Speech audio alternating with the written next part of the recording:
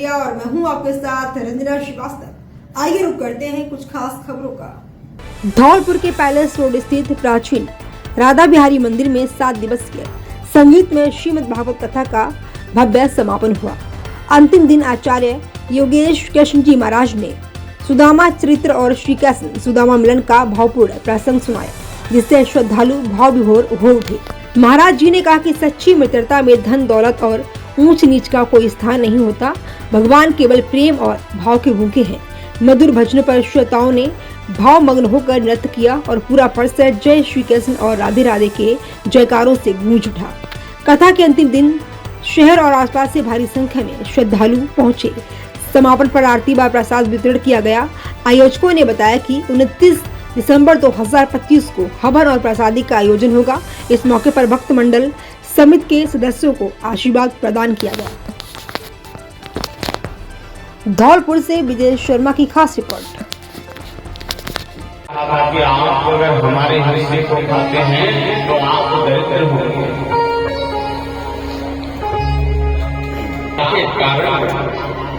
सुदामा जी अपने नगर में रहते हैं और नगर में भी वह इतने निर्धन हैं कि घर में अगर सुबह नहीं है और शाम को खाते हैं तो सुबह खाने के लिए नहीं। ये ठाकुर जी के इतने अनन्य भक्त हैं कि परमात्मा से कह देते हैं, प्रभु आज अगर आपकी कृपा होगी तो आज हमें आपके प्रसाद के लिए सामग्री मिल जाएगी, और नहीं होगी तो हमें सामग्री नहीं मिलेगी। और परमात्मा का से बड़ा भगवान धर्मपत्नी सुशीला जिसे कहते हैं धन है, इससे बड़ा संसार हो ही नहीं। धन से हम अपने बच्चों का और अपना पेट नहीं भर सकते। और हमने तो आपसे सुना है कि आपका एक मित्र है जो द्वारिका का राजा है। आज अगर आप उसके पास जाओगे तो क्या वो आपकी मित्रता के नाते किसी संकट को दूर नहीं करेगा?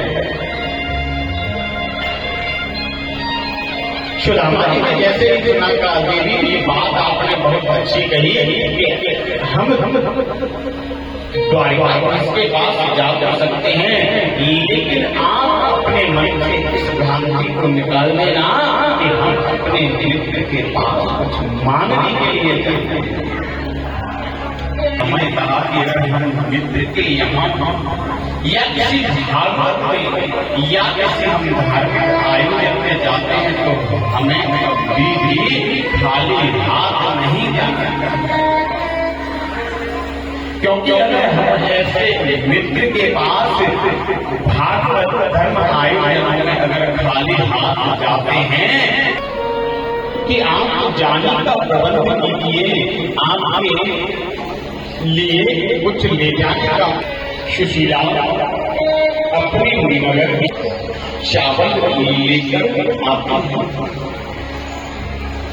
अच्छा, मैं आपसे पूछना चाहता हूँ, इतने तंगुल नहीं ले सकता है कि वह चार घर से मांगो। ये संदेश देना चाहती हैं कि हमारे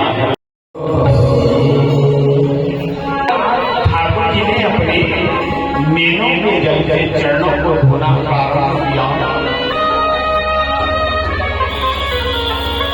आज दृश्य को जब सत्यभामा रुक्मिणी इत्यादि प्रकार की रानी ने देखा तो देखने लगे कि हमने तो कई बार देखा है कि ठाकुर जी के बड़े बड़े भक्त, बड़े बड़े शिष्य ठाकुर जी के दर्शन करने आते हैं, और हमने तो ये देखा है ये फटे हाथ भगवान का ऐसा कौन मित्र आया है जिसके लिए भगवान स्वयं सिंहासन से निकल करते। अब तो रुक्मिणी मैया ने जैसे सुना दिए बचपन की रुक्मिणी मैया